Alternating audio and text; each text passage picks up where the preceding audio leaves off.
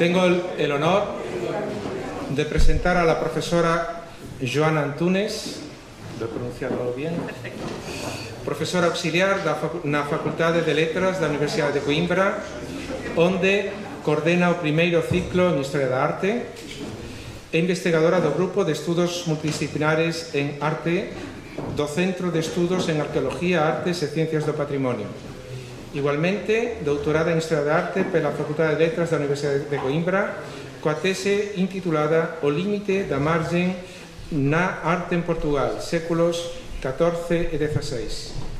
A súa área de especialización incide particularmente na iconología das épocas medieval e moderna, sen perder de vista o cuestionamento dos límites históricos, historiográficos, conceptuais e visuais do artístico.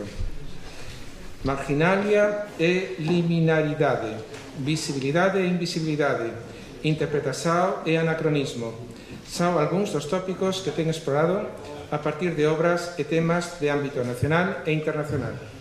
Mais recentemente, ten dedicado particular atención ao universo dos patrimonios invisíveis, desde os aparentemente inexistentes textos pintados medievais até a reconstitución artística e espacial da arquitectura medieval e moderna.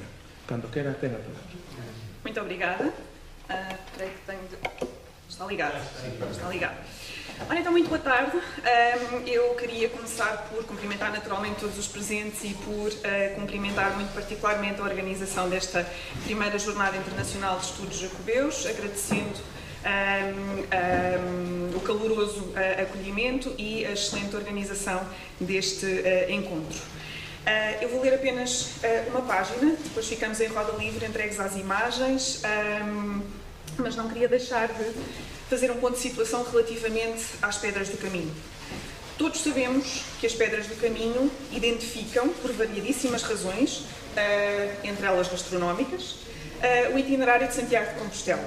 Particularmente imponentes são, contudo, as pedras que se ergueram em casas de oração, albergues de relíquias, refrigério das durezas do caminho, recompensa pelo caminho percorrido ou ainda âncora cotidiana da devoção e espiritualidade popular.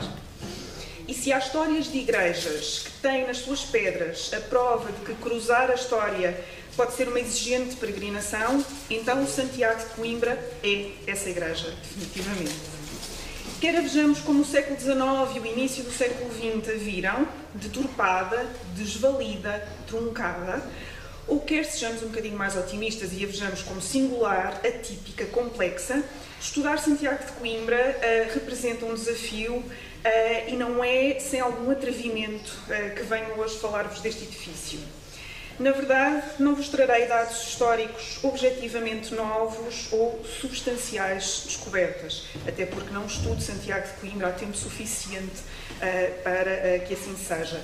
Isto por um lado. Por outro lado, porque precisaríamos de alguns anos de trabalho em equipa multidisciplinar, capaz de reunir História da Arte, História, Arqueologia, Arqueologia da Arquitetura, para podermos analisar à lupa as muitas camadas de informação que este edifício nos oferece.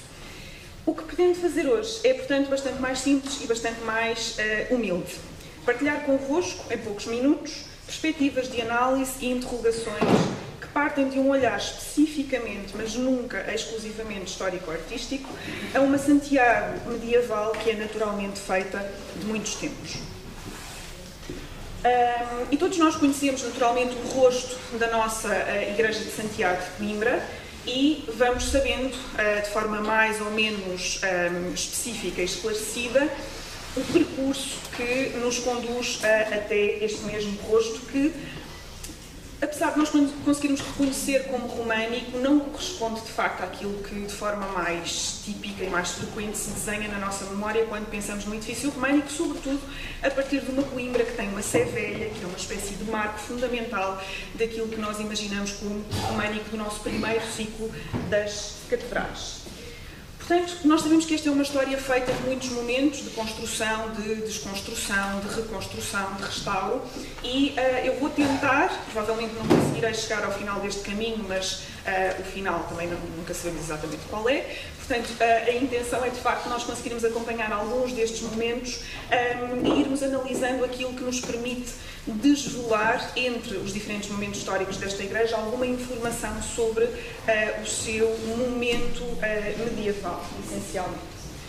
Portanto, este slide remete-nos precisamente ao início, ou no fundo à cristalização da associação entre a Igreja de Santiago de Coimbra, a sua fundação, ao episódio supostamente protagonizado precisamente por Santiago de Compostela, que teria aparecido por ocasião das vésperas da tomada de Coimbra, da tomada definitiva de Coimbra aos mouros, dizendo que de facto ele garantiria a vitória dos cristãos. Devemos essencialmente a António Coelho Gasco a cristalização desta narrativa, independentemente dela poder ser mais antiga, e devemos sempre tomá-la exatamente como é, à partida, um indício literário, e não como, desde o século XIX, estudiosos como António Augusto Gonçalves bem chamaram a atenção para isso, não como um dado histórico, naturalmente. Portanto, não podemos assumir que a poética desta associação nos indica que, de facto, temos uma igreja românica a ser fundada logo a seguir, a 1064. Não deixa de ser, contudo, este o início da nossa narrativa, não é? E Coelho Gasco diz-nos precisamente que depois desta vitória milagrosa, Fernando Magno partiu em romaria a Santiago e logo depois levantou uma igreja que é antiquíssimo e nobre edifício e que todos os anos permite que a cidade celebre com notáveis festas precisamente a figura de Santiago. É muito interessante que em pleno século XVII nós vejamos esta caracterização de um edifício que nessa altura já estaria bastante descaracterizado, não é? E bastante, no fundo, digerido pela sucessão dos séculos, que ele seja assumido como um nobre edifício, inclusivamente no trato, portanto, no seu traço arquitetónico. O que é que nós sabemos? Que, de facto, em 1064, Coimbra é conquistada para os cristãos por Fernando Magno. Sabemos que ao longo do século XII vamos encontrando vários indícios documentais da existência desta colegiada, independentemente de estes indícios não nos darem informação específica sobre o seu edifício, sobre o seu tecido arquitetónico, sobre a sua fundação ou sobre a sucessão de diferentes edifícios com diferentes características arquitetónicas antes e durante o século XII. O que é que nós temos de absolutamente certo? E naturalmente temos a importantíssima referência para o século XII da dependência desta igreja, dependência direta de Santiago de Compostela, que João Pedro Ribeiro faz remeter até ao século XIII. Eu não me cruzei com as fontes que ele utiliza para fundamentar esta associação ao século XIII, ou seja, para levar no fundo, esta jurisdição de Santiago de Compostela sobre Santiago de Coimbra até ao século XIII, portanto fica aqui devidamente retido entre parênteses, porque é matéria que eventualmente precisa de maior esclarecimento. António Augusto Gonçalves, um homem particularmente lúcido, porque muito habituado a trabalhar matéria artística, tentou fazer, no fundo, um ponto de situação relativamente a esta polémica da fundação deste edifício.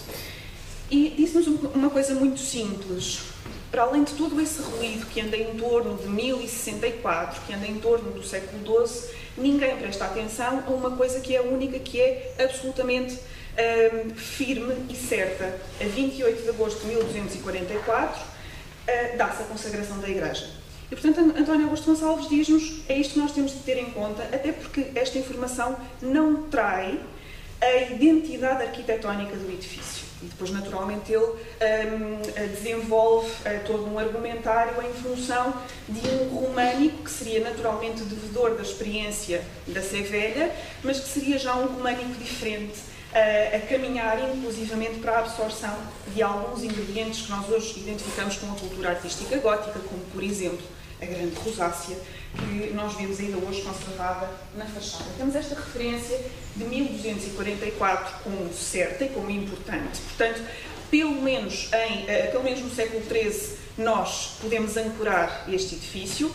E depois, naturalmente, temos todo um contexto que muito provavelmente já foi aqui devidamente trabalhado e esmiuçado durante a manhã, a que malogradamente não pude assistir, mas temos toda uma rede de facto, de igrejas paroquiais que ao longo da Idade Média vão sendo, de facto, dedicadas a Santiago, algumas delas também colegiais, e que, de facto, nos dão conta também desta função de ancoradouro da piedade popular e das estruturas paroquiais ao longo destes séculos, essencialmente 13 e 14.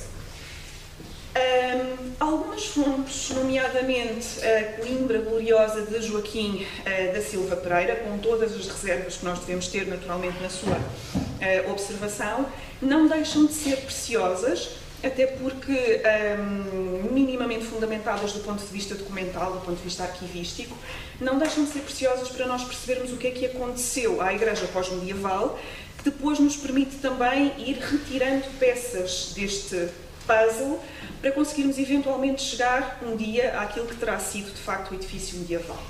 Isto porque as imagens mais antigas que nos chegam, os documentos visuais mais antigos que nos chegam de Santiago são desta natureza.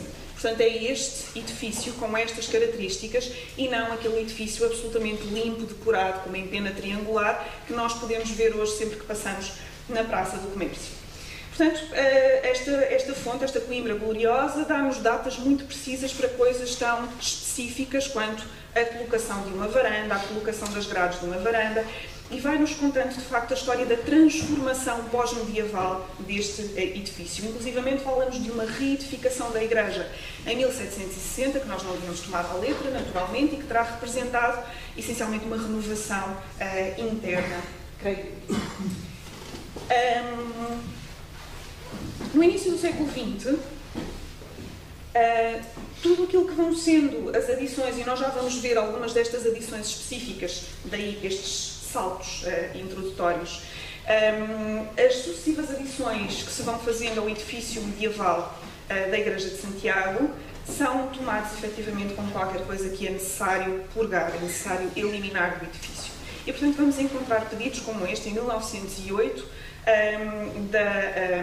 do Instituto de Coimbra, portanto, da secção de Arqueologia do Instituto de Coimbra, que é representada só por alguns dos mais eminentes intelectuais da nossa praça, não é? No século XIX e no início do século XX, que nos dizem que, de facto, a demolição que em breve há de efetuar-se, portanto, ela está inexoravelmente planeada, e essa demolição dirige-se exclusivamente aos elementos progressivamente associados à Igreja a partir do século XVI, nomeadamente a partir da associação entre a Igreja Paroquial de Santiago e a Igreja da Misericórdia, que acontece precisamente no século XVI. Uma sobe literalmente para cima da outra, não é? Portanto, ocupa o piso superior da outra, e vai-nos criar aquele híbrido estranho e, na consideração destes indivíduos, absolutamente monstruoso, que é necessário purgar, que é necessário depurar para podermos chegar ao esqueleto medieval. Portanto, fala-se de uma fachada principal à qual deve ser reconstituído o seu coroamento e um lanço que olha ao sul, e que é basicamente o lance da escadaria, que nós hoje subimos e descemos inúmeras vezes, que se encontrava entaipado por grosseiras alvenarias, e isso nós também conseguimos antever por aquela fotografia, que não tem data, mas será naturalmente anterior a 1908, e que circula num postal que está à venda em leilão. Portanto, vamos olhar aqui para alguns elementos, para alguns momentos desta desconstrução e sua reconstrução. Se nós fizermos este percurso muito rápido, vamos ver como ele consegue ser até algo perturbador. O primeiro restauro que nós temos documentado para Santiago de Coimbra acontece precisamente em 1909, depois destes pedidos dirigidos ao Governo de classificação de Santiago como monumento nacional e de disponibilização de verbas para o seu restauro. Ora, então, nós percebemos que este pedido feito em 1908 é quase imediatamente a seguido, e em 1909 nós, de facto, temos um primeiro momento de demolição das estruturas posteriores àquilo que se entendia ser o tecido românico da Igreja Paroquial de Santiago. Este restauro ficou infamemente conhecido e infamemente conotado precisamente por ser um restauro, uma desconstrução pautada por erros grosseiros que não seria nunca possível resolver. Mistura de cantarias da época românica e da época manuelina, por exemplo, mudança de elementos, de componentes importantes da planta, como por exemplo uma capela que nós vamos ver já de seguida, mudança do lado sul para o lado norte, descaracterizações várias, portanto foi de facto um restauro feito sem grande observação daquilo que é, ou deveria ser, a espessura histórica de um edifício. Temos depois um segundo restauro que no fundo vai concluir esta primeira empreitada, que deixou, por exemplo, a igreja completamente destelhada, sem cobertura, a partir de 1929 até 1935, e que haverá de resultar num boletim da Direção-Geral dos Edifícios e Monumentos Nacionais. Portanto, aqui uma obra, apesar de tudo, mais regulada e mais observada de acordo com os princípios de restauro da época. Portanto, fixem esta imagem da nossa Santiago caleidoscópica, não é? Com acrescentos de várias épocas, e estes acrescentos, deixo a nota mais uma vez, devem-se essencialmente à sua vida bipolar, enquanto paróquia, enquanto colegiada e enquanto Igreja da Misericórdia. E, portanto, nós vamos ter sobre a nave da Epístola lançada, de facto, a Capela da Misericórdia desde aproximadamente meados do século XVI, e, portanto, os sucessivos acrescentamentos que derivam desta vida dupla da nossa Santiago acabam por resultar precisamente nisto. Aquilo que se faz imediatamente é, então, purgar tudo aquilo que não pertence à fachada medieval, à fachada românica. E, portanto, começamos a desconstruir e começamos a ficar, de facto, com muito pouco, até chegarmos aqui.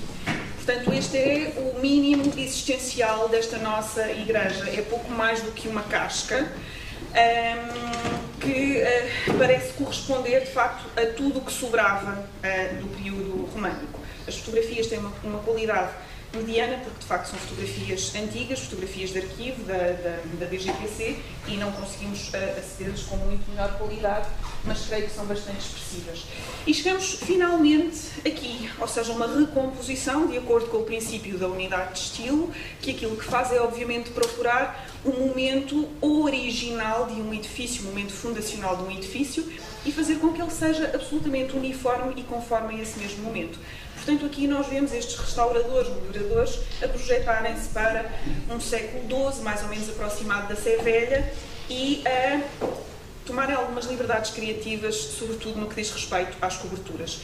E porquê as coberturas? Porque este era um edifício particularmente complicado do ponto de vista das coberturas, porque a sua cobertura medieval tinha sido completamente descaracterizada por adições posteriores. Portanto, era muito difícil de ler e de antecipar e de compreender, de facto, como teria sido o alçado completo do edifício medieval. Difícil, mas não impossível, e na realidade, se nós compararmos as duas versões, a primeira e a última, de facto nós percebemos que há um partido arquitetónico que se desenha aqui e que é nosso conhecido perfeitamente. Eu acho que não é muito difícil reconhecer aqui algo muito mais semelhante à Sé Velha do que propriamente a um edifício de empena triangular.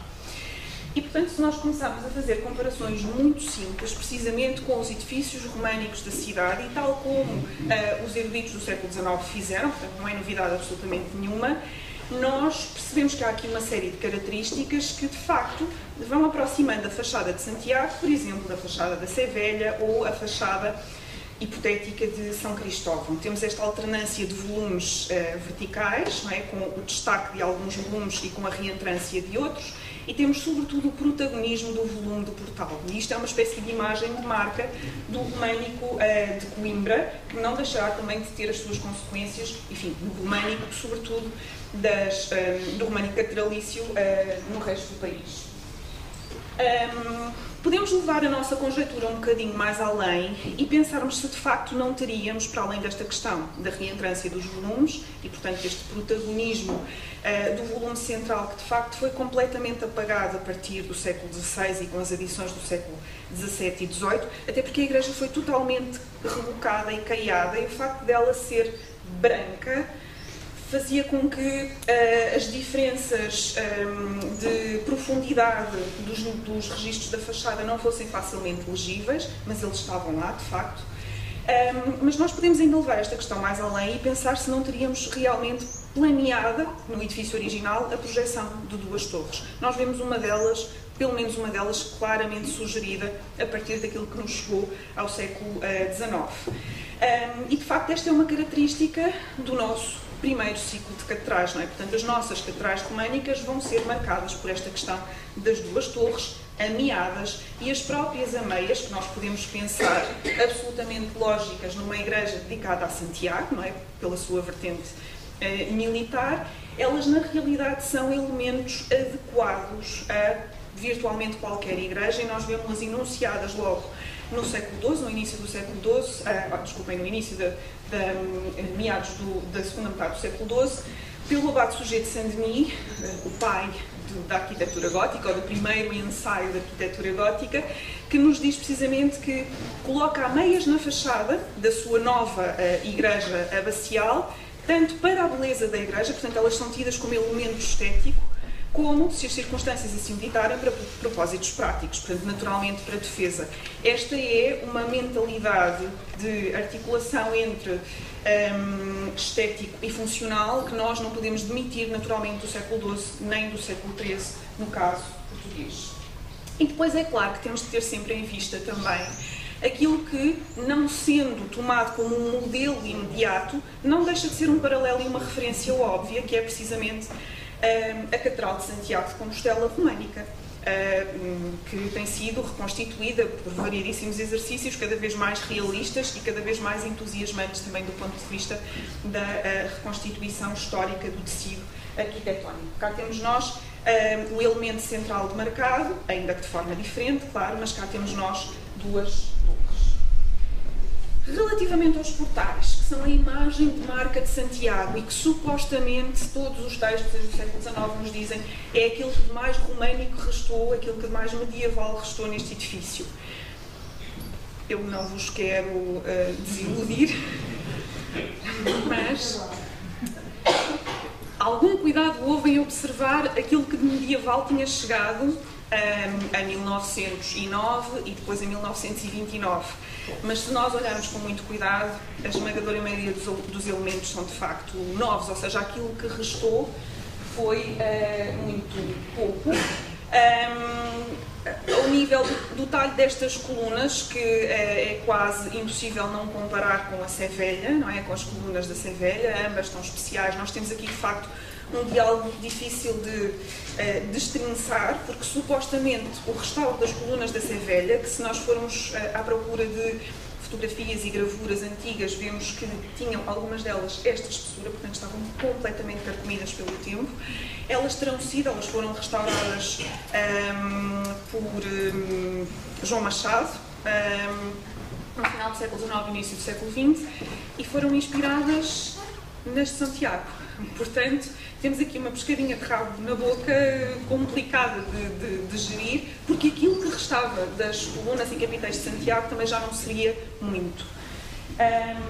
Eu trago-vos alguns detalhes, muito poucos e muito rápidos, porque me parece que é fácil de ver, mesmo a partir de uma reprodução fotográfica, de facto, aquilo que é obra original e aquilo que é acrescento. Portanto, eu não sei se conseguem ver, professor. Sim. Neste capitel, com esta teoria de aves afrontadas entre elementos vegetalistas, nós vemos aquilo que resta do capitel românico, de resto, colado à parede com cimento. Rezemos para que não seja cimento cola, de facto não sei que tipo de matéria que é, mas cimento é de certeza. E depois temos o remendo, no fundo, o acrescento, vamos lhe chamar contemporâneo. E isto nós conseguimos verificar em virtualmente todos os elementos, mais ainda nas colunas. As colunas, então, mostram-nos muito pouco de antigo e têm um talho vivo e têm, de facto, uma homogeneidade que é, de facto, de um restauro. Aqui, por exemplo, conseguimos ver estas figuras de dois leões, que vamos encontrar depois repetidamente na Sé Velha também, por exemplo, e vemos que aqui o restauro foi um bocadinho mais comedido, acrescentaram-nos umas patas, num material inclusivamente diferente, que nós conseguimos distinguir, mas percebemos de facto a forma como eles chegaram até ao século XX, não é? Portanto, estas figuras são de muito difícil leitura, estão completamente delidas pelo tempo. É sempre muito interessante, e nós começamos sempre pela Sé Velha para estabelecer esta comparação, é sempre muito interessante irmos à procura de paralelos e, portanto, a linguagem que nós encontramos nestes capitéis de Santiago, inevitavelmente vamos encontrar na Sé Velha, portanto, é uma cultura partilhada, não sabemos até que ponto é mão de obra partilhada, portanto, isto ainda está efetivamente por apurar. E, muito provavelmente, podemos apurá-lo a partir de um estudo muito específico, muito aturado, mas necessariamente muito demorado de todos estes elementos, que começa a ser possível agora porque nós conseguimos fazer um registro fotográfico, tão simples quanto isto, um registro fotográfico preciso de imagens, de esculturas que estão a muitíssimos metros de altura, não é? E, portanto, o desenvolvimento técnico também auxilia, como é lógico, o desenvolvimento da história da arte. O nosso portal sul, a Porta Travessa, como surge mencionada na documentação medieval, depois é muito restaurada também, este elemento decorado do arco exterior será certamente inspirado em algum fragmento que restou, mas ele é essencialmente restauro. Depois, provavelmente terão de confiar em mim nesta comparação, mas eu vi-os ao vivo e, portanto, asseguro que assim é. Nós temos um registro de capitéis antigos e nota-se que eles são originais precisamente pela sua natureza algo maltratada, fragmentária, delida, etc. E depois vemos a tentativa de réplica desses mesmos capitéis em numa fiada de capitéis novos, que até do ponto de vista do talho não têm a mesma natureza plástica que nós, depois de muito ver, conseguimos reconhecer como medieval. E o mesmo se diga das colunas, e as colunas deixam-nos aqui num impasse complicado. Creio que vocês conseguem ver, por exemplo, esta tonalidade amarelada, que muito provavelmente corresponde a um fragmento original, que depois foi completado. Aqui a famosa coluna das vieiras. Queremos crer que ela seja inspirada no original, mas ela tem um aspecto novinho em folha. Não deixa de ser, contudo, entusiasmante. A do outro lado dá-nos alguma esperança. Portanto, pode haver ali, de facto, qualquer coisa de medieval.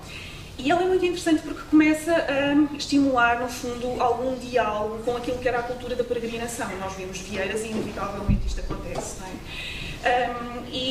Eu devo ao professor Francisco Pato Macedo, que poderia estar aqui hoje, mas está representado pelas suas ideias, devo precisamente esta sugestão e esta associação entre as vieiras representadas nestas colunas e uma série de objetos que naturalmente circulavam com os peregrinos e que tinham um poder muito particular no acompanhamento da peregrinação e no pós-peregrinação. As ampulae, ou âmbulas, como surgem na documentação medieval, neste caso temos a nota de uma ambulinha de vidro no inventário da Sé Velha de Coimbra, do século XIV. São de facto objetos documentados em quantidades muito generosas um pouco por toda a Europa, feitas em vidro, em cerâmica, em chumbo,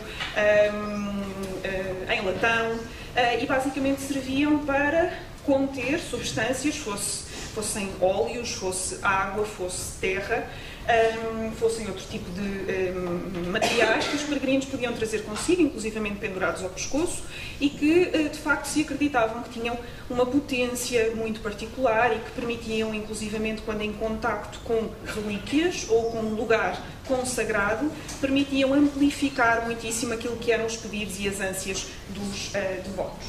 Da mesma forma, temos as insígnias de peregrino, que não deixam de estar presentes também na nossa cultura portuguesa e que ancoram esta questão da iconografia, que de resto nós vamos encontrar também neste exemplar excepcional de celas, que nos mostra não só as vieiras no escudo de Santiago, como tem aquelas perfurações misteriosas que até hoje nós nos perguntamos se terão servido para esconder alguma relíquia. Isso não seria incomum. Eu peço só 2 minutos extra, é menos uma pergunta que vocês me fazem, mas vamos saltar Aqui para a questão, não da cabeceira, vamos passar a questão da cabeceira, já sabemos que ela foi cortada a partir do alargamento da rua Visconde da Luz, em 1861, e portanto leva consigo aquilo que foram os acrescentamentos também da Misericórdia, ao longo do século XVI e do século XVIII, e passamos aqui para a questão da definição da cabeceira, que de acordo com as escavações arqueológicas sucessivamente feitas nestas intervenções, remete-nos sistematicamente também para semelhanças com a Serralha de Coimbra. E depois aqui a questão da Capela de Santo Ildefonso. Nós não vamos chegar, muito provavelmente, à questão das capelas. Fica pronta uma segunda conferência, se quiserem, nestes dias. Mas esta é muito provavelmente instrumental para nós depois conseguirmos chegar a essa matéria muito espinhosa que é a organização interior do espaço litúrgico e dos objetos e dos equipamentos dentro desta igreja, que é potencialmente legível ou descodificável a partir precisamente do famoso livro dos aniversários que a doutora Maria José Azevedo Santos em boa hora publicou e que é para a história da arte matéria absolutamente preciosa. Mas temos aqui um testemunho de facto de como os tempos recentes interferiram de forma tão significativa naquilo que é a leitura dos espaços medievais. Este elemento que vocês estão a ver aqui, cor-de-rosa a mudar de sítio, é quase certeza a Capela de Santo Ildefonso, a mais bela capela de Santiago, da Igreja de Santiago de Coimbra, que, porque estorvava precisamente a passagem na escadaria e pretendia-se largar a escadaria, vai ser transferida para o lado norte. E, portanto, nós vamos vê-la a desaparecer. Portanto, aqui a profundidade da capela já não existe, só a entrada. Aqui ainda conseguimos ver a definição da arcaria e o arranque da abóbada, mas ela depois vai desaparecer por completo porque vai ser de facto transferida para o lado norte. Aqui estamos a ver uma vista do interior da igreja, portanto ela continua, aqui ainda está a sul, aqui já está a norte e é exatamente onde nós a vamos encontrar hoje. Um exemplar de escultura absolutamente excepcional do século XV, que guardaria precisamente esta arca tumular de Afonso Domingos, o seu fundador, que hoje já nem sequer encontramos dentro desta capela, porque foi colocado junto no fundo à fachada poente da igreja. E não temos tempo para mais, não é? Pronto.